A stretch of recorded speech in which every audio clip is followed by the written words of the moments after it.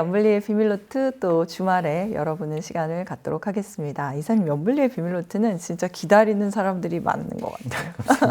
근데 요즘 특히 또 그런 이유가 뭔가 말씀하신 대로 국장이 조금 분위기가 나아져서 네. 그런 거 아닐까 싶기도 하고요. 네네. 주식하시는 분들의 재미가 조금은 살고 있는 건가요? 거래 대금이 좀 많이 늘었어요. 그러니까 그동안 사실 작년 이제 하반기부터 너무 안 좋았는데 맞아요. 올해는 미국보다 훨씬 좋잖아요. 그리고 이번 주 이제 목요일 같은 경우는 오랜만에 이제 거래 대금까지 코스피로 좀 많이 붙으면서 좀 물론 이제 기관들이 좀 주도하는 모습도 있지만 개인들도 이제 국내 증시에 대해서 이제 작년에는 좀 비난을 많이 하셨는데 올해는 좀 해볼만 하구나. 약간 이제 이런 이제 분위기로 바뀌어서 조금 확실히 좀 25년도는 다른 움직임이 나오고 있는 것 같고 네. 근데 참 그게 저번에도 말씀드렸지만 홀수해 한국이 항상 좀 강하거든요. 근데 올해도 역시 출발이지만 아직은 홀수해 오른다는 그 통념이 현재까지 좀 잘 맞아 떨어지고 있는 것 같습니다. 국장 탈출은 지능순이라는 말이 요즘엔 좀 그쵸 들어가는 네, 맞죠? 요즘에는 좀 오히려 지능 있는 사람들이 좀 네. 들어오는 분위기로 네 그래서 이번 주에 특별히 뭐 짚어주실 만한 이슈가 있으면은 짚어볼게요. 일단 사실 뭐 악재가 없었던 건 아닌데 트럼프 관세 우려가 계속 있잖아요. 있는데도 불구하고 시장은 내성이 많이 생긴 것 같고 정작 트럼프 대통령도 관세 부과는 한다고 하는데 자꾸만 뒤로 미룹니다. 그 시기가 바로가 아니라 뭐 한 달, 두 달 후로 미루다 보니까 시장에서는 이제 너무 염려하지 않는 그런 모습인 것 같고요. 또 소비자 물가가 이번 주에 발표되면서 좀 우려를 했지만 시장에 미친 영향이 그렇게 크진 않았고 네. 또 국내 증시 같은 경우는 중국의 스마트폰 판매가 호조를 보이면서 반도체가 상당히 좋았고 또 조선주가 좀 급등을 했는데 그쵸. 조선주. 뭐 이번 주에 제일 관심 있게 좀 움직였던 그룹이죠. 그룹 한화 그룹이 그냥 다 급등하는 그런 양상이 좀 나오면서 뭐 트럼프 수혜 그룹이다 뭐 이렇게 좀 분석이 됐던 것 같아요. 그래서 굉장히 좀 뜨거웠고 그리고 이번 주 증시를 이끌었던 주요 주체는 역시 연기금이었던 것 같습니다. 연기금이 이제 국내 주식을 계속 작년 10월부터 매수하고 있는데 그 매수 강도가 점점 강해지고 있거든요. 그래서 뭐 당분간 계속해서 매수 기조가 이어진다면 국내 증시에 든든한 좀 구원군 역할을 계속 해주지 않을까라는 좀 생각이 드는 좀 좋은 한 주였다라고 말씀드리겠습니다. 네, 이번 주에도 이제 가장 중요한 또 뉴스는 거시적으로는 트럼프 관세 얘기였는데 상호 관세 부과에 이어서 이제 3월 12일에 철강과 알루미늄에 25% 관세 부과한다고 발표했다. 근데 우리나라는 뭐 4월부터 이제 이게 더 본격화될 거다 이런 얘기도 있는데 우리 기업들은 그럼 부담이 되는 거죠? 일단 만약에 부과가 되면 이게 우리나라에 당연히 부담이 좀 될 수밖에 없는 게 2018년도에는 이제 협상을 통해서 일정 물량 이상은 수출이 금지돼 있지만 그래도 관세를 내진 않거든요. 네. 근데 이제 이거를 풀어가지고 대신에 쿼터제는 없어져요. 대신에 이제 관세가 25%니까 사실 적지 않은 거죠. 근데 물론 현대제철이나 포스코홀딩스의 그 전체 비중의 한 3%라서 아주 크지 않다고는 하지만 우리나라 전체적으로 좀 따지면 한국 철강 수출에서 금액 기준으로는 미국이 수출 1위거든요. 그래서 좀 무시할 수는 없는 그런 상황이고 또 한국의 알루미늄 수출도 대미 수출 비중이 10.5%나 되기 때문에 이걸 직접 생산해서 미국에 수출하는 기업들한테 당연히 좀 불편할 수밖에 없는 그런 문제가 있고 또 사실 철강이라든가 이런 그 알루미늄은 우리가 당장 뭐 이거를 가지고 뭘 당장 우리가 소비자들이 쓰는 건 아니지만 뭐 이 스마트폰이라든가 아니면 뭐 여러 가지 가전제품, 자동차에 다 이런 철강 제품들이 들어가거든요. 그러면 각종 비용들이 올라갈 수 있어서 소비재 가격도 올릴 수밖에 없거든요. 그래서 이런 이제 관세가 만약에 부과가 시행되면 기업들한테도 비용 부담이 좀 올라갈 수 있지만 소비도 좀 약간 감소할 수가 있기 때문에 비용 때문에 그런 부분은 좀 부정적이고 특히 현대차, 기아는 각각 이게 만약에 시행이 되면 1천억 원 정도씩 비용은 좀 늘어날 수 있다라는 그런 언론 보도도 좀 있었다고 합니다. 다만 이제 이런 관세 부과를 시장은 좀 걱정했던 게 바로 할 줄 알았어요. 근데 이것도 역시 한 달 후입니다. 3월 12일부터 한다고 좀 일단 좀 이제 시간을 좀 어느 정도 놔둔 상황이고, 예.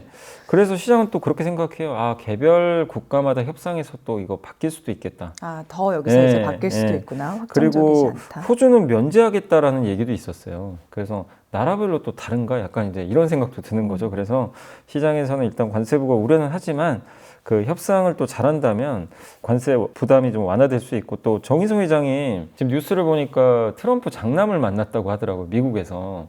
아마 이제 현대제철이 10조 원 투자한다는 얘기도 있잖아요, 미국에. 아마 이제 아버지한테 좀 얘기 좀 잘해달라. 아마 그러지 않았을까 하는 생각이 좀 들긴 하는데 굉장히 어쨌든 이렇게 직접 회장이 이거 미국은 사실 로비 국가잖아요, 어떻게 보면. 그렇죠. 그래서 이런 것들을 합법화돼 있죠, 통해서 로비가. 어쨌든 계속해서 트럼프한테 현대차가 이제 잘하는 것들을 구애를 좀 해야죠. 하면. 뭐 어쩔 수 없는 것 같아요. 지금 미국 시장이 너무 중요하기 때문에. 그래서 우리 입장에서 지금 자존심이 문제가 아니라 어떻게 해서든 현대차가 이런 협상력을 발휘해서 결국 이런 부담을 좀 떨어낸다면 이런 것들이 신호탄이 되면 아, 협상만 잘하면 또 관세 그렇게 무서워할 필요 없겠구나라는 게 또 심어질 수가 있는 거거든요. 네. 그래서 앞으로 한 달 정도는 지켜봐야 되겠지만 너무 이걸 최악의 상황까지 좀 볼 필요는 없지 않나 이렇게 좀 생각은 하고 있습니다. 협상이 그만큼 중요한 거네요. 네. 네. 근데 또 이 상호 관세에서 또 자동차 의약품은 빠질 가능성이 높다. 또 이렇게 미국 하원 의장이 발언을 해서 그래서 현대차가 급등한 거죠. 네, 맞습니다. 현대차가 이제 상호 관세에서 이거는 트럼프 대통령이 했던 얘기는 아니고 미국의 하원 의장 마이크 존스가 자동차 의약품은 제외할 수도 있다고 언급을 했는데 다만 좀 안타깝게도 다음날 트럼프 대통령이 뭔 소리냐 자동차 들어간다 또 이렇게 말을 해버렸어요. 그러니까 서로 좀 커뮤니케이션이 안 된 건지 아니면 일부러 또 자동차 빼면 또 긴장하니까 일단 넣자 이렇게 한 다음에 또 뺄 수도 있어요. 그래서 근데 그게 그러니까 확정적인 건 아닌 아니에요. 거고 그렇죠. 예. 미리 그러니까 서로 터뜨렸다. 마이크 존스도 뭐라 그랬냐면 기자들이 이제 물어보니까 아, 백악관간 얘기는 아직 안 됐습니다. 근데 제 생각엔 얘기 안 하고 본인이 얘기할 리는 없거든요. 그래서 저는 어느 정도 자동차 의약품 뺄 가능성도 배제 못하는 것 같아요. 여전히. 왜냐면요, 이 두 가지 품목이 미국 수입품 중에 제일 비중이 커요. 이들을 올리는 순간 미국 당연히 소비자들은 피해를 많이 보게 됩니다. 그거를 미국 대통령이 모를 리가 없잖아요, 네. 사실은. 근데 이제 자동차 의약품을 또 이거 빼버리면 또 약간 모양이 빠질 수도 있거든요. 관세에서 또 제일 중요한 핵심 품목이다 보니까. 그래서 몇 달 후에 이거를 관세를 부과할지 모르지만 자동차 의약품, 반도체 다 줄줄이 대기 중인데 이거를 이렇게 철강처럼 25%를 할지 아니면 또 협상을 통해서 자동차 의약품을 빼버릴지 요거는 좀 불투명하지만 주가에는 일단 반영은 좀 어느 정도 하고 있어요. 관세 부과할 것 같다. 네. 이게 많이 알려졌기 때문에 그래서 일단 만약에 자동차 의약품을 뺀다면 아니면 빼지 않더라도 그 관세율이 굉장히 낮다면 이거는 시장에는 좀 오히려 긍정적일 수 있기 때문에 한번 계속 우리가 이 내용들은 뭐 뉴스를 통해서 계속 확인을 해야 될 것 네, 같습니다. 계속해서 가변성이 있다라는 네. 거를 좀 유념하고 봐야겠네요.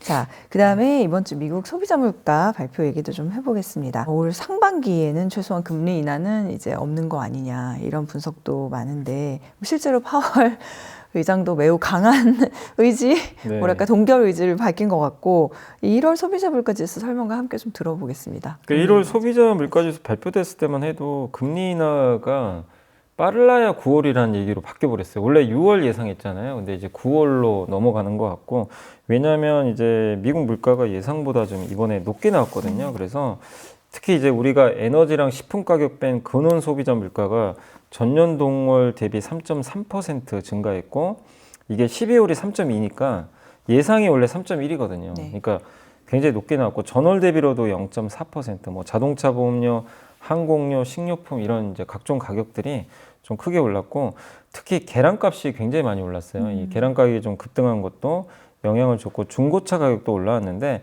다만 이제 이게 이런 게 발표됐는데도요. 그날 미국 증시는 오히려 나스닥은 또 올라 버렸어요. 금리 인하 기대감이 완전히 사라졌는데도 근데 그런 배경 중에 하나는 좀 계절성도 있다. 왜냐하면 보통 1월 달에 이렇게 소비자 물가 이렇게 발표될 때 보면 이번에도 많이 올랐던 가격이 뭐냐면 뭐 렌탈 가격 있죠. 뭐 중고차, 그러니까 차를 빌리거나 아니 여러분들 뭐 넷플릭스 많이들 보시잖아요. 이게 여가 서비스 항목에 들어가 있는데 그래서 KB증권의 김일혁 연구원님이 이걸 정확하게 적어주신 게 뭐냐면 1월 물가의 특징이 이런 이제 여가 서비스나 이런 아까 자동차 보험료나 아니면은 렌탈 서비스 같은 게 좀 많이 올랐다. 이게 아마 이제 계절성 효과도 좀 있는 것 같고 보통 이제 1년에 한 번씩 하는 경우들도 있다 보니까 그것도 있고 또 관세가 만약에 부과되면 각종 가격이 다 오를 거 아니에요. 그래서 이 업체들이 미리 지금 가격을 인상한 것 같다. 구독료를 미리 올리는 거죠. 왜냐하면 만약에 관세 때문에 소비자 다른 제품 가격이 올리면 구독을 끊어버릴 수도 있어요. 그렇죠. 아 이거 못 보겠다. 이제 다른 걸 이게 생필품을 사야 되니까 그러기 전에 이제 미리 올렸다라는 그런 좀 분석도 있습니다. 그러니까 이제 결국엔 이 모든 게 지금 다 관세 때문이다. 물가 오른 것도. 그러면 관세 때문에 우리 물가 오를 거는 다 알고 있잖아요.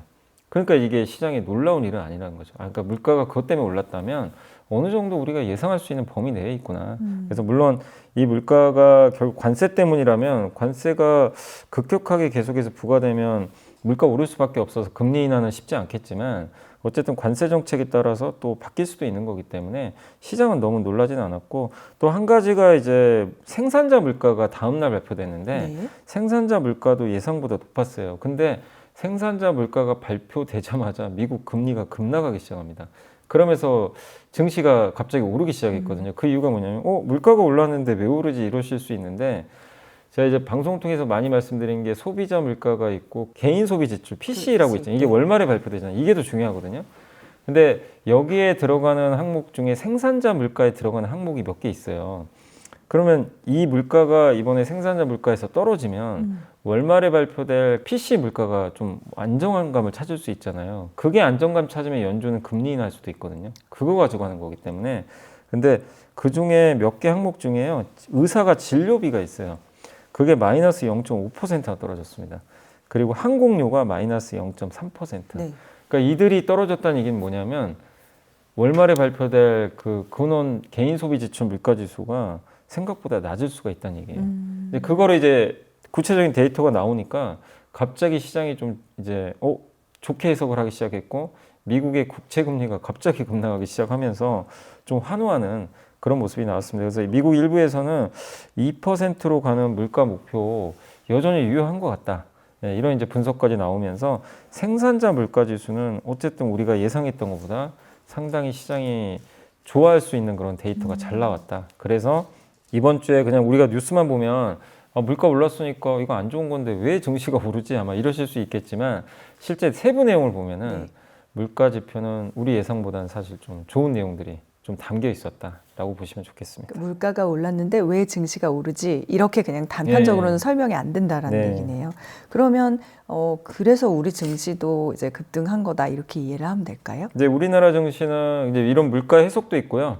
또 한 가지가 뭐냐면 관세가 뒤로 미뤄졌잖아요. 그래서 지금 3월 12일 날 이제 트럼프 대통령이 그 철강과 알루미늄도 있는데 상호 관세 부과를 원래는 이번 주 목요일 날 한다 그랬어요. 근데 목요일 날 뭐라고 했냐면 이제 다들 그래서 긴장하고 있었는데 갑자기 4월 2일부터 하겠다. 기간을 또 늘려버렸어요. 당장 아니고 뭐라고 했냐면 상호 관세 부과 전에 조사를 좀 해야 된다. 이렇게 해서 그 조사하는 거에 각서에 서명을 했더라고요. 그래서 4월 1일까지 조사를 끝냅니다. 그리고 이제 그 조사가 끝나서 관세 부과를 진짜로 할지 안 할지 또 그때 가봐야 돼요. 조사 결과에 따라 또 달라지잖아요. 그러니까 시장은 당장 하는 건 아니네.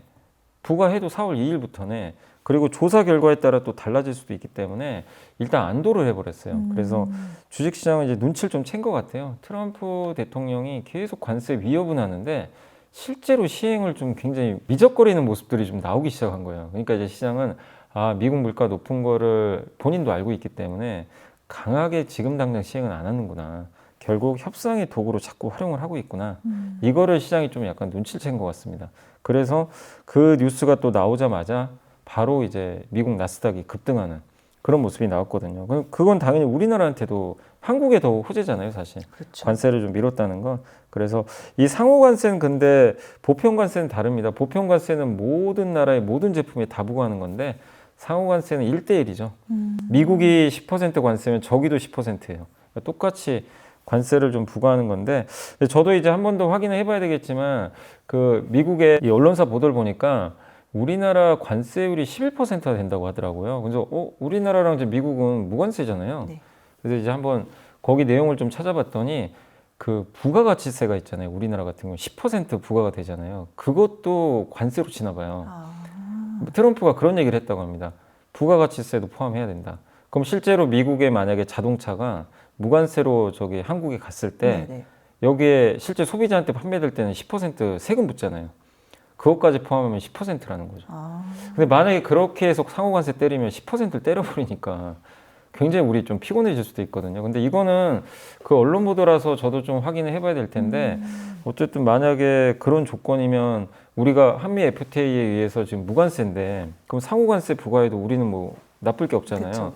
근데 만약에 혹시라도 부가가치세를 포함시켜 버리면 약간 좀 피곤해질 수도 있기 때문에 요거는 한번 저도 좀 더 확인을 한번 해보고 예, 저도 이제 오늘 좀 기사만 보고 와가지고 네. 정확히 좀 더 이제 디테일한 건 좀 확인을 하고 나중에 다시 말씀드리겠습니다. 말씀 주시는 걸로. 그래서 제가 말씀드리고 싶은 뭐냐면 상호관세 우리는 좀 무풍지대다라고 저도 생각을 했거든요. 근데 요거는 좀 한번 우리가 무조건 무풍지대는 아닐 수도 있다는 건 좀 한번 고민을 해봐야 될 것 같습니다. 네, 알겠습니다. 자, 그러면 꼭 이거는 다시 한번 또 팔로우를 해주시는 걸로 네. 그렇게 저희가 말씀을 드리고, 요즘 또 이제 우크라이나 종전 기대감이 올라가면서 재건 수혜주들이 또 급등하는 그런 양상이 나타나고 있어서 이거는 진짜 현실이 되는 거고 또 우리 경제에는 어떤 영향을 미칠지 알아보겠습니다. 이게 종전이 이제 가능성이 높아졌어요. 왜냐하면 트럼프 대통령과 푸틴 대통령이 직접 통화를 했고 또 다음에 바로 젤렌스키 대통령하고 바로 통화를 했거든요. 근데 협상팀을 꾸리기로 했대요. 그러니까 러시아랑 이제 미국이 꾸린다는 거는 이제 만나서 여러 번의 만남을 통해서 이제 바로 종전을 하겠다. 네. 그러니까 이제 푸틴 대통령도 아마 여기에 적극적인 의지를 밝히지 않았나 이렇게 보여지고 그 다음에 이제 2월 14일부터 16일까지인데 이번 주말까지 해서 미넨에서 지금 이제 안보회의가 열리는데 여기에 대해서 이제 젤렌스키 대통령과 만나서 이제 부통령이죠. 제이디 벤스 부통령이 이제 그 종전 협상을 하겠다라고 또 언급을 해놨거든요. 그래서 앞으로 한두 달 정도는 협상이 계속 이어질 것 같아요. 그래서 트럼프 대통령은 이제 전화통화 끝나고 그 얘기를 했다고 합니다. 터무니없는 전쟁 이제 반드시 끝내야 된다. 그래서 아마 의지가 너무 강력하기 때문에 전쟁이 끝날 가능성 굉장히 좀 높아지고 있다. 이렇게 봐야 될 것 같고 그래서 그리고 이게 뭐 전쟁이 당장 안 끝나도 이렇게 아직까지는 전쟁 중이긴 한데 여전히 막 그 전쟁이 좀 이렇게 서로 막 군사 대립도 하고 하잖아요. 근데 적어도 이런 일이 발생하면 이제 더 이상 확전 가능성은 좀 낮아지거든요. 그래서 시장에는 굉장히 호재가 될 수 있고 우리나라 경제에는 굉장히 호재입니다. 왜냐하면 두 가지죠. 재건 이슈가 생기니까 우리가 가서 거기에 굴사기 같은 거 수출할 수도 있고 한국 수출이 당연히 늘어날 수가 있고요. 또 한 가지는 이제 그 유가가 떨어질 수 있기 때문에 유가를 떨어뜨리는 재료 중에 하나거든요. 그래서 원유값이 떨어지면 한국은 비용이 줄 수 있어서 또 이 두 가지 측면에선 이 우크라이나 전쟁이 끝나는 건 상당한 호재가 되지 않을까 이렇게 예상을 하고 있습니다. 네, 금값 상승 얘기 저희도 머니월라에서도 얼마 전에 다뤘는데 네. 이게 또 굉장히 호응을 많이 받았어요. 근데 금을 지금 들어가도 되냐라는 거에 대한 이제 사람들의 궁금증이 많고 그다음에 디지털 금이라고 하는 비트코인은 그러면 요즘 많이 떨어져 있는데 이건 또 네네. 왜 두 개가 이것도 디커플링이라고 해야 되나? 다르게 가는 이유가 뭘까? 요거는 이제 저희 당사에 저기 이제 원자재 담당하시는 분 계시거든요. 네. 연구원님, 이제 홍성기 연구원님이 자료를 이번 주에 쓰신 거 있어요. 그걸 제가 좀 설명해드리면 요게 좀 답이 될 것 같아요. 왜냐하면 이게 금값이 이렇게 어쨌든 관세 부과 이후로 막 급등하고 있잖아요. 관세 매긴다고 해서. 근데 비트코인은 또 반대로 빠진단 말이에요. 근데 그 이유가 금값이 오르는 이거는 이제 중장기적인 관점에서 금 투자할 수 있는 이유 중에 하나가 우리나라에도 한국은행이 있고 중국은 인민은행이 있고 뭐 다 영국은 영란은행이 있잖아요. 이들이 옛날에는 이 그러니까 이게 뭐 외화보유고나 이런 게 들어오면 달러를 갖고 있던가 아니면 미국의 국채를 샀단 말이에요. 안전하니까. 근데 지금은 이제 외화보유고를 다변하는 측면에서 금을 좀 매입하는 수요가 예전보다 확실히 많이 늘어났어요. 그러니까 금을 일정 부분 사놓는 거죠. 네. 근데 과거보다 많이 사요. 근데 금이라는 건 공급이 느는 제어가 그게 아니잖아요. 공급은 그대로인데 자꾸만 이제 금 수요가 늘어나니까. 그러니까 옛날에 미국 국채 사는 대신 금을 사니 금 가격이 기본적으로 오를 수밖에 없는 네. 구조죠. 요게 첫 번째고, 근데 이런 구조가 앞으로 이어지면 금은 계속 좋을 수가 있는 거죠. 예, 그래서 이거는 저도 이제 당연히 좋다고 생각하는데, 다만 저는 이제 단기적으로 금 투자는 좀 조심해야 된다. 너무 그 말씀을 드린 이유가 오른 것도 있는데요. 금이 이렇게 급등한 이유가 투기 세력 때문이에요. 지금 예, 현재 현재 투기 세력이 붙었어요. 그러니까 요즘에 뭐 금이 없다 막 그런 얘기 많이 맞아요. 들었죠. 품절 대란. 뭐 금이 어디 갔냐 지금 뭐 난리가 났는데, 그게 뭐 우리나라만의 문제가 아니고 이제 영국에서 좀 그런 일이 좀 발생하고 있대요. 무슨 얘기냐면 미국의 금 선물 시장이, 선물은 농산물 이제 거래하시는 분들은 아시겠지만 지금이 아니라 앞으로 3개월 후에 내가 예를 들면 배추값, 지금 배추값이 1,000원인데 2,000원 될 것 같으니까 야 2,000원에 거래하자. 그러면 그때 2,000원에 파는 사람과 나는 2,000원에 사겠다는 거잖아요. 그래서 미리 계약을 하죠. 그럼 그때 그 계약 조건대로 이제 뭐 배추를 받고 돈은 주고 이러면 이제 계약이 끝나죠. 네. 지금 가격 기준이 아니잖아요. 그래서 이제 선물은 미래를 반영하는 건데 금도 똑같아요. 금 선물이 있고 현물이 있어요. 근데 미국의 코맥스 선물 시장이 있고 영국의 현물 시장이 있어요. 근데 보통은 가격이 비슷하게 가요. 이론적으로는 같아야 돼요, 사실은. 근데 금 선물, 미국 선물 시장이 한 번씩 급등하는 거예요. 영국 현물 시장이 못 쫓아가요. 가격 차가 이제 이게 자꾸만 이제 벌어지기 시작하는 거예요. 그러면 당연히 영국에 있는 걸 빼겠죠. 그죠. 이게 이제 무위험 거래라 그래가지고 비싼 걸 사실 팔거든요. 우리가 이제 보통 거래할 때 기본이 비싼 걸 팔고 싼 걸 삽니다. 그렇겠죠. 이걸 이제 선현물 거래 가격차라고 하는데 뭐 우리가 뭐 여기까지 너무 디테일한 것까지 뭐 공부하실 필요는 없겠지만 미국에서 그래서 말씀하신 대로 뭐를 하냐면 이 세력들이 금 선물을 매도하기 시작해요. 금이 이제 비싸지니까 선물을 매도합니다. 이 금 선물을 매도한 사람은 나중에 금을 주면 되죠. 나중에 지금 매도했다가 선물을 매도했다가 예를 들면 3개월 후에 금을 주면 돼요. 금 사는 사람과 계약했을 때. 그러면 내가 만약에 지금 금값이 예를 든 거예요. $80잖아요. 금 선물 가격이 좀 $100로 네. 쳐볼게요. 영국에 가서 $80짜리 빨리 사요. 아, 사서 그럼 $20를 버는 $20 그냥 버는 거예요. 바로. 3개월 후에 주면 돼요. 근데 이게 왜 더 빨라지냐면 금에 관세 때릴 수도 있어요.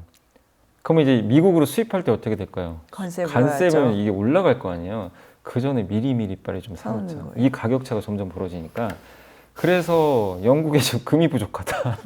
막 이제 이런 얘기가 되는 거예요. 이게 이제 어떻게 보면 무위험 차이거든요. 사실은 이런 경우가 발생을 거의 안 하는데. 무위험? 네, 차익거래라 그래요. 거래. 네. 근데 그런 일들이 한 번씩 가끔 발생해요. 그러니까 투기 세력들이 이걸 놓칠 리가 없죠. 그러면 영국엔 또 금이 부족하니까 무슨 일이 발생하죠? 금값 또 올라요. 금 부족하다고. 금이 공급이 안 되니까 또. 예. 근데 아시잖아요. 이게 영원할 수는 없어요. 그렇죠. 이런 현상은 일시적이에요. 그래서 관세를 부과하면 이제 끝나요. 더 이상 할 수가 없고. 왜냐하면 이제 관세 붙으면 비용이 증가해서 거기 영국에서 들여오는 비용 합치면 무위험이 아니라 네, 약간의 네. 유위험이 생긴. 그래서 관세를 부과. 근데 지금처럼요. 관세 부과 할 듯 말 듯 하죠, 지금. 네, 그렇죠. 이 환경이 좋은 거예요, 좋은 금한테는. 거네요. 오히려. 아, 근데 만약에 스릴인데요. 예, 근데 이런 거죠. 관세 안 하겠다. 네. 이제 금에는 아직 결정된 건 없어요. 금을 관세 부과할지 아무도 몰라요. 근데 지금 시장은 금에도 관세 부과할 거라고 좀 먼저 움직이는 거잖아요. 근데 금에 관세가 부과 안 되면 이 거래 자체가 일단 아예 없어지겠죠, 이제 안 매력이. 되는 거죠. 아예. 그럼 금값은 급 나갈 수도 있어요. 그렇죠. 그래서 지금 트럼프가 금에 대해서는 뭐 관세 부과하니 아직은 모르는데 4월까지는 계속 이 상태로 유지될 것 같아요. 뭐 부과하니 많이. 그래서 금 가격은 앞으로도 괜찮을 것 같아요. 다만 이런 일 때문에 금 가격이 오를 때마다 좀 비중을 줄이는 게 좋다. 지금은 왜냐하면 투기 세력이 같이 붙어서 지금 올라가는 거기 때문에. 그러면은 관세를 부과하면 하는 걸로 결정이 되거든요. 결정이 돼도 이제 그거는 끝나는 거죠. 그럼 금값은 그럼 이미 또 반영도 했기 때문에. 그리고 금을 이제 영국에서 수입하는 비용이 늘어날 수밖에 없잖아요. 그렇기 때문에 이 거래를 할 수가 없어요. 그래서 기본적으로 금값은 장기적으로는 상승이 유지될 가능성이 높은 게 아까 말씀 중앙은행이 매입을 하니까. 그래서 예전보다 높은 가격은 유지되겠지만 단기간에 이렇게 올랐던 거는 어느 수점에서 꺼질 수도 있어요. 그거는 주의하시라는 얘기예요. 그래서 그렇게 그때 꺼질 때 또 금 투자하시면 되겠죠. 그러면 지금 막 들어갔을 때는 오히려 위험이 있을 수 네, 있고 저는 지금 단기적으로. 뒤늦게 들어가신 거예요. 여러분이 뭐 이렇게 선물 트레이더 분들은 아니시잖아요. 막 그걸 전문적으로 막 단타하신 분들은 아니시니까 그건 굉장히 어렵거든요. 저점 고점 맞추기가. 그래서 지금 금값이 뭐 계속 가니마니 막 이런 얘기들이 들릴 수도 있지만 지금은 흥분하지 마시고 금을 또 투자하기 좋은 시점이 올 수도 있거든요. 그래서 그때 한번 기다렸다가 그러니까 지금은 보유하신 분들이 이게 너무 좀 오른다 싶을 때 좀 정리해 볼까 그걸 고민하는 단계다. 저는 그래서 이 메커니즘을 이해를 하셔야 돼요. 금값이 왜 오르는지 명확히 이해를 하셔야 이 전략을 짤 수가 있지. 그냥 뭐 관세 부과 때문에 계속 오르겠다 이렇게 생각하시면 그런 걸 뭐라 그러죠? 보유자 우위? 네, 보유자의 이제 그쵸. 선택에 달린 거고. 그리고 비트코인은 반대로 왜 빠지냐면 트럼프가 액션이 전혀 없어요. 기대했는데 아무 얘기가 없어요. 비트코인 관심이 없어져 버렸어요. 왜냐하면 전략 자산으로 하겠다고 말은 했는데 당선되고 비트코인 얘기가 하나도 안 나옵니다. 다 관세 얘기만 나와요. 근데 관세랑 뭐 비트코인은 사실은 관계가 없다 보니까 금처럼 뭐 실물이 있는 것도 아니잖아요. 그래서 지금 이제 비트코인은 오히려 좀 또 위험 자산이니까 빠져버렸거든요. 기대감으로 올랐던 부분이 다 그냥 다시. 근데 금과 비트코인이 어쨌든 대치제예요, 약간. 그래서 나중에요, 금값이 떨어지면 비트코인이 다시 갈 수도 있어요. 그래서 오히려 금 떨어지면 비트코인이 올라갈 수도 있다. 그럼 지금이 오히려 비트코인은 조정을 받고 있다면은 그게 오히려 또 더 나을 수도 그렇죠. 있죠. 예, 그 나을 수도 있고 그리고 언젠가는 또 전략자산 얘기를 꺼낼 거예요. 어느 시점에서. 그러면 또 한번 불이 붙겠죠. 그때쯤에. 예, 그래서 비트코인은 지금 관심이 좀 떨어진 건 사실이지만 금에 비해선 오히려 좀 정반대로 볼 필요도 있다. 네. 이런 걸 좀 말씀드리겠습니다. 흥미롭습니다. 네. 얼마 전에 이제 용산 쪽을 지나가다 보니까 BYD 자동차 매장이 네. 있더라고요. 근데 이 BYD가 또 최근 전기차에 자율주행 시스템 탑재한다고 발표를 해서 그걸로 테슬라는 또 주가가 급락을 하고 그러면은 국내 자율주행 생태계에는 어떤 영향을 미칠지 짚어볼게요. 국내 자율주행 생태계는 좋아요. 왜냐하면 이게 자율주행이라는 게 대중화가 언제 되냐의 문제거든요. 근데 이제 자꾸 늦죠. 이게 돈도 많이 들고 또 워낙 기계적인 비용은 거. 많이 들고 법 규정도 있고 그러다 보니까 이게 시간이 오래 걸려서 자율주행 밸류체인이 한 번씩 테마타고 급등했다 계속 안 좋았거든요. 근데 이번에 딥시크도 마찬가지잖아요. 중국이 잘하는 게 성능은 좋은데 싸게 만든단 말이에요. 근데 공교롭게 BYD가 이번에 1,000만 원대 전기차에 자율주행을 넣겠다는 거예요. 사실 이게 있을 수 없는 일이에요. 어떻게 1,000만 원대 차 전기차에 이 비싼 시스템을 놓겠어요. 근데 중국이 또 해내잖아요. 네, 근데 그걸 놓겠다는 거예요. 근데 물론 완전 자율주행은 아니고 그 주차 자율 주차 있잖아요. 요거랑 고속도로에서 자율주행하는 거 요런 기능인데 흔히 뭐 레벨 2라고 하더라고요. 네. 요 기능을 탑재하겠다. 근데 굉장한 거죠. 1,000만 원대 전기차 이런 게 들어가면 이게 검증이 되면 사실 전기차 엄청 또 잘 팔리겠죠. 이 얘기는 뭐냐면 이제 이런 레벨 2는 보통 좀 중고가 차량이 기본으로 들어갔는데 이게 저가 차에도 기본 옵션이 이제 될 수가 있어요. 그냥 들어가 버리는 거죠. 예. 그렇게 되면 우리 이제 내비게이션 다 들어가는 것처럼 이게 자율주행의 일부 기능이 그냥 모든 차에 다 들어간다고 생각해 보세요. 시장이 이제 여기에 열려버리는 겁니다. 그러면 이거의 저가 전기차의 기본은 여기도 나왔는데 BYD의 저가 전기차는 카메라 12개로 움직인대요. 카메라 시장이 그러면 더 폭발하겠죠. 그래서 당연히 시장은 빨라질 수밖에 없고 이거 부품 공급하는 회사는 굉장히 좋고 현대차가 또 가만히 있겠습니까? 이걸 보고 현대차도 정의성 회장도 당연히 생각이 있겠죠. 수많은 경제회사들이 이제 저가차에도 넣어야 돼요. 이거를 안 넣으면 이제 안 팔리는 거죠. 당연히 테슬라도 저가차 나올 거고 그러면 대중화가 빨라져. 그러니까 근데 이번에 또 BYD가 딥시크랑 또 같이 한대요. 딥시크의 생성의 AI를 여기다 넣는다고 하더라고요. 이제 음성으로 또 주고 받으면서 자율주행 기능을 또 활용을 하겠죠. 왜냐하면 딥시크는 또 싸잖아요, 네. 가격이. 그래서 여러모로 이건 우리나라 자율주행 생태계는 굉장히 호재가 될 수밖에 없어요. 그래서 여기 관련된 이제 대표적인 기업들이 뭐 카메라 만드는 회사나 HL 만도 같은 이제 기업들은 중국 비중이 높거든요. 그래서 거기 들어간 전동화 부품이라든가 이런 기업들이 있을 거고 삼성전기는 거기 자동차에 들어가는 그 MLCC라는 네, 그런 이제 부품들 그런 것들이 천천히 수요가 늘 수도 있는데 이런 이제 BYD가 이 시장에 뛰어들므로 인해서 이 기울기가 좀 빨라질 수도 있는 거죠. 그래서 우리나라 IT 생태계한테는 상당히 좀 좋을 수 있고 다만 이제 전 세계 자동차 회사들은 더 긴장할 수밖에 없는 이 구도로 이제 가게 되면 중국한테 뺏기는 거 아니야? 테슬라도. 예, 테슬라도 그래서 그날 주가가 급락을 해버렸어요. 그래서 많은 전기차 회사들한테는 지금 위협이 되고 있지만 결국 소비자나 이 IT 생태계를 담당하는 기업들한테 큰 시장이 좀 열리고 있다. 이렇게 봐야 될 것 같습니다. 근데 만약에 딥식이 실린다고 하면은 그거 막 지금 금지됐는데 우리나라에서는 근데 그런 중국 시장만 해도 엄청 크잖아요. 근데 중국 시장에서 검증됐다는 게 자꾸 나오기 시작하면 딥시크 대신에 거기다가 예를 들면 혹시 뭐 그럴 수도 있는 거죠. BYD가 우리나라 올 때는 네이버 걸 탑재할 수도 있어요. 그렇잖아요. 메타 거 탑재할 수도 있고 이제 그 나라에 맞게 또 탑재가 바뀔 수도 있죠. 근데 아무래도 우리나라에서는 딥시크 쓰기 좀 쉽지 않겠죠. 네, 그렇죠. 그리고 현지화한 그 언어 모델로 갈 수 있기 때문에 그래서 어쨌든 자율주행이 좀 제 생각보다 저도 이 뉴스 보면서 그 굉장히 좀 어쨌든 대중화가 좀 빨라지겠구나라는 걸 많이 느꼈습니다. 네, 이사님도 AI 쓰세요? 뭐 쓰세요? 저는 이것저것 많이 쓰는데 주로 쓰는 건 제가 유료 결제하는 거는 그 챗GPT 하고 있고요. 네. 그 다음에 퍼플렉시티 쓰고 있고. 그건 지금 무료로 네, 쓸 무료로 수 쓰고 있죠. 있고 또 클로드. 클로드가 요약이나 정말 정리를 정말 잘하더라고요. 잘해요. 예, 그래서 각각 특징들은 좀 있어요. 그거 있고 번역하는 어플 중에 디플이라는 어플도 있고요.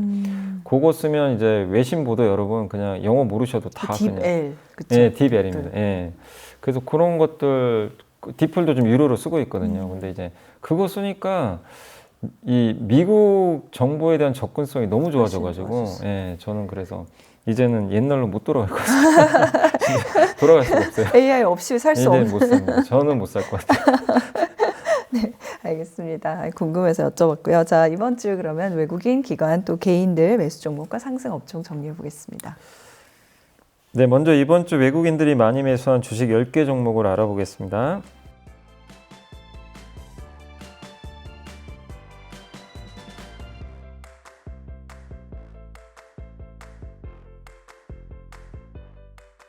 이번에는 기관들이 이번 주에 많이 담은 10개 종목을 알아보겠습니다.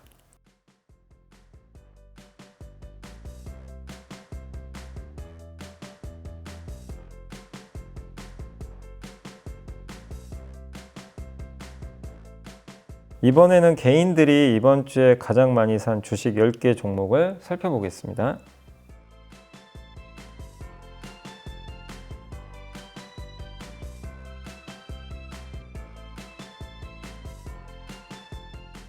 이번에는 이번 주 상승한 10개 업종을 살펴보겠습니다.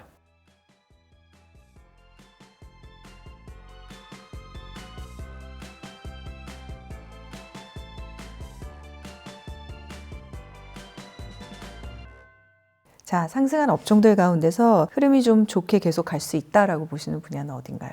이번 주에는 사실 그 하나그룹, 특히 조선주가 너무 뜨거웠는데, 다만 이것도 이제 군함 이슈로 많이 갔잖아요. 그래서 오히려 조금 저는 좀 약간은 이 다음 주에는 좀 경계감을 가지시면 좀 좋을 것 같고, 좀 이제 못 올랐던 섹터 중에서 좀 새롭게 움직였던 게 그 이제 재건 이슈 있잖아요. 그래서 건설 기계가 좀 움직였거든요. 근데 이게 어쨌든 당분간 협상이 이루어질 거기 때문에 이슈는 될 것 같아요. 그래서 건설 기계 쪽 보시면 좋겠고, 창투사도 괜찮았어요. 근데 창투사가 아마 아마 제가 일요일 방송에서 한번 언급을 해드릴 것 같긴 해요. 퓨리오사라는 AI 기업을 메타가 갑자기 뭐 인수한다는 얘기가 뜨니까 비상장 지분 투자하는 회사가 창투사잖아요. 계속 이슈가 좀 되지 않을까. 그래서 창투사도 좀 괜찮아 보이고, 마지막으로 정말 오랜만에 반도체 재료 부품, 여기가 흔히 전통 반도체, 레거시라는 반도체라고 이제 얘기들을 많이 하는데 너무 업황이 안 좋아서 주가가 부진했는데 반도체 재료 부품사가 모처럼 급등했거든요. 중국 스마트폰이 잘 팔리면서. 그래서 이런 섹터들이 이번에 좀 새롭게 좀 들어온 섹터들이거든요. 그래서 다음 주까지 한번 이들 지켜보시면 좋겠습니다. 네. 자, 그러면 오늘 말씀 주신 내용들을 바탕으로 또 내일 짚어보는 걸로 하고 오늘은 보고서로 마무리하도록 하겠습니다. 네, 제가 이제 소개해드릴 보고서는 메리츠증권의 이효진 연구원님이 제목이 딥시크 오픈 AI 밴드, 이런 좀 이제 제목인데, 말 그대로 딥시크 충격 이후로 이제 오픈 AI, 또 네이버는 네이버 밴드 얘기를 하는 거예요. 그래서 언론 보도에 따르면 네이버 지도에서 우버 택시를 호출할 수도 있다고 합니다. 그래서 이제 그런 아마 제휴를 하려는 것 같은데, 그럼 우버는 네이버 지도를 이용하겠죠. 이제 그걸 보통 우리가 API라는 용어를 쓰거든요. 그래서 우버가 그걸 가져와서 이제 거기에 탑재라는 형식인데, 그럼 네이버는 그 지도 데이터를 주니까 거기서 돈을 벌 수가 있고, 그리고 거기에 우버가 탑재되면 광고 수익도 얻을 수가 있거든요.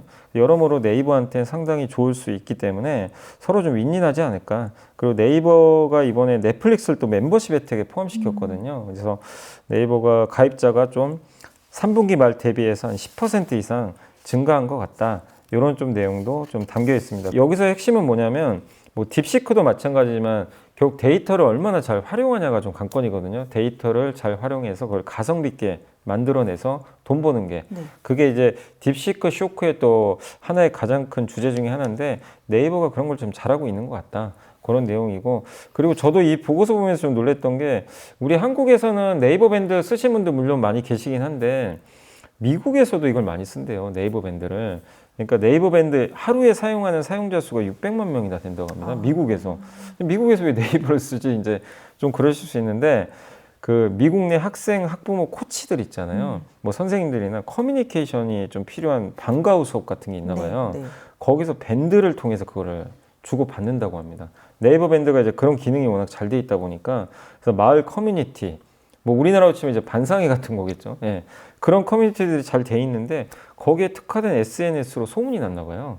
그래서 밴드 가입자가 이제 계속 늘어났고 600만 명 정도가 이제 매일 쓰는 거죠. 그래서 이게 꾸준히 지금 매년 20% 이상 성장을 하고 있기 때문에 네이버의 최대 약점 중에 하나가 너무 한국에서만 잘하고 해외에선 좀 뭐가 없지 않냐, 이런 우려가 있었는데, 미국에서도 어쨌든 밴드를 통해서 미국의 데이터들을 이렇게 확보하면서 성장을 하고 있는 그런 사업 모델을 또 구축했기 때문에 네이버한테 좋은 어떤 이제 약점을 보완할 수 있는 그런 기회가 되지 않겠냐라는 내용입니다. 그래서 결국 이 네이버가 사실 이제 최근에 주가 흐름이 좀 상당히 괜찮긴 했잖아요.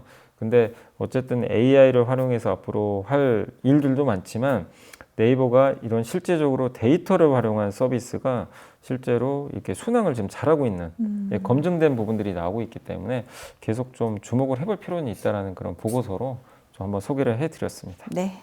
알겠습니다. 자, 토요일 순서 여기까지 들어보도록 하고요. 또 일요일 많은 궁금증 가지고 다시 기대해 주세요. 고맙습니다. 감사합니다. 네. 하나그룹도 트럼프 수혜주로 분류를 하셨고, 그다음에 조선주 얘기도 최근에 굉장히 뜨거웠었다고 말씀을 해주셨기 때문에 이쪽에 관련돼서는 지금 어떤 투자 전략을 가져가는 게 좋을지. 조선주 좋다는 얘기는 많이들 아마 들으셨을 거고, 뭐 요즘엔 다들 또 공감하시잖아요. 뭐 그 하나그룹이 이런 사업을 또 하고 있으니까.